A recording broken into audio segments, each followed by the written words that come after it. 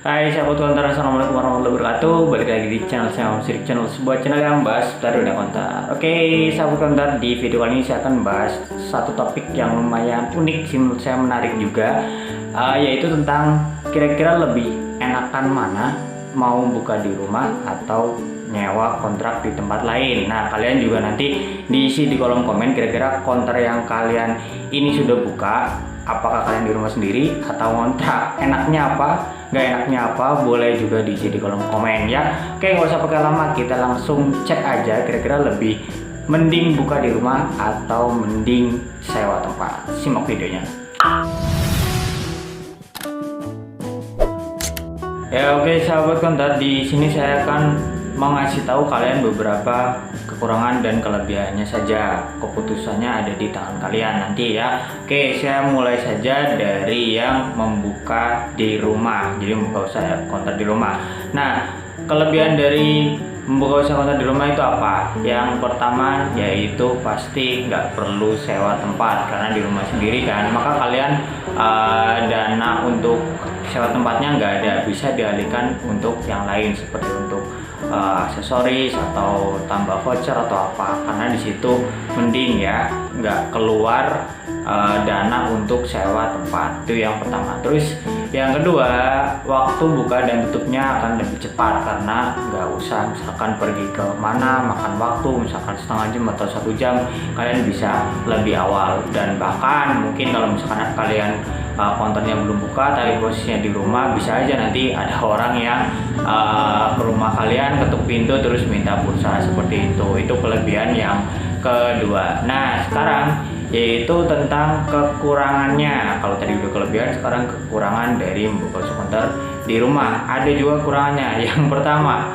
rawan banget untuk dihutang. Kenapa? Karena namanya buka di rumah, ada tetangga inilah itulah, misalkan token pulsa mati lampunya, ke konter, Mas isi pulsa token listrik dulu dong, nanti nunggu suami saya atau nunggu uangnya ya, kayak gitu. Pasti ya kalian nggak enak lah, nggak mungkin nggak diisi kan. Nah jadi rawan banget untuk dihutang seperti itu ya. Itu kelemahan dari membuka usaha konter di rumah. Terus yang kedua, biasanya bisa juga terganggu dengan kegiatan aktivitas di rumah. Tuh misalnya ada yang pengen dibantuin apa dulu, otomatis kalian ya bisa aja kan jadi terganggu seperti itu.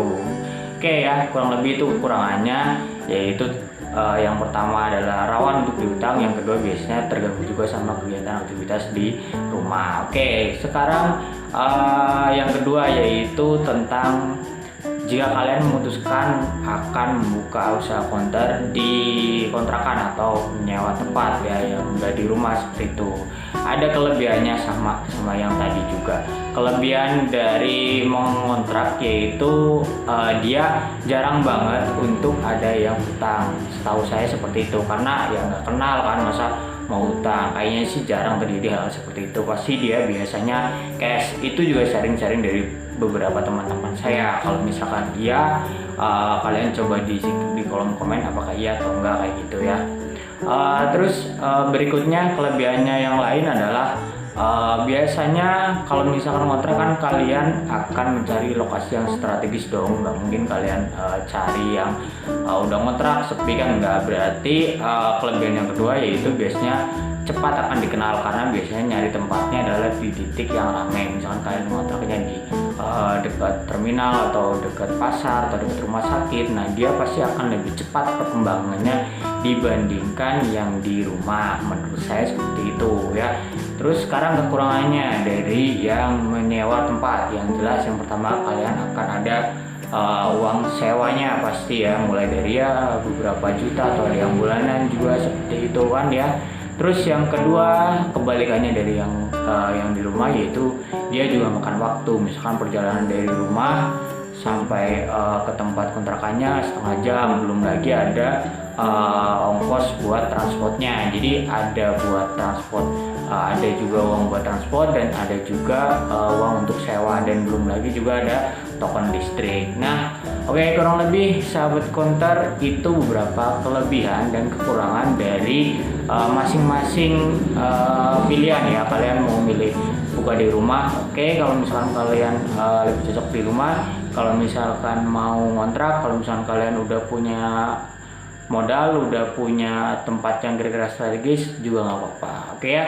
Terima kasih yang udah nonton video ini. Sampai ketemu lagi di video saya selanjutnya. Assalamualaikum warahmatullahi wabarakatuh.